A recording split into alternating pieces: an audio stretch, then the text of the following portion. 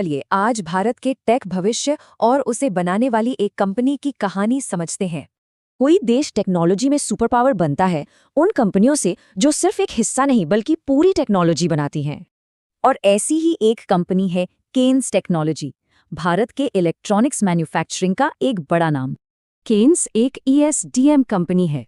इसका मतलब है इलेक्ट्रॉनिक सिस्टम डिजाइन और मैन्युफैक्चरिंग, सब कुछ एक ही जगह। मतलब एक आइडिया से लेके एक पूरा बना बनाया प्रोडक्ट, सब कुछ ये खुद करते हैं। और इनके बनाए इलेक्ट्रॉनिक्स कहाँ जाते हैं? डिफेंस, एरोस्पेस और मेडिकल जैसे सबसे जरूरी सेक्टर्स में। जब काम इतना जरूरी हो तो जाहिर है कि बाजार का ध्यान तो खींचेगा ही।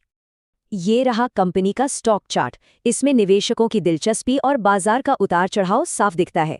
हाल ही में मार्च 2026 तक स्टॉक की कीमत में 6.43% की जबरदस्त तेजी देखने को मिली है। और ये भरोसा सिर्फ हवा में नहीं है, कंपनी के रेवेन्यू में भी लगातार अच्छी ग्रोथ दिख रही है। पर कहानी में एक और पहलू है। लक्ष्य तो बड़े हैं लेकिन चुनौतियां भी कम नहीं हैं।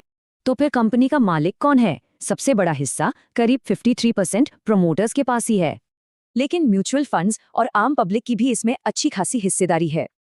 अब बात करते हैं कंपनी के फ्यूचर प्लान की, जो चिप्स यानी सेमीकंडक्टर्स के इर्द गिर्द घूमता है। केन्स अब ओसैट में उतर रही है, जो सेमीकंडक्टर बनाने का आखिरी और बहुत जरूरी स्टेप है।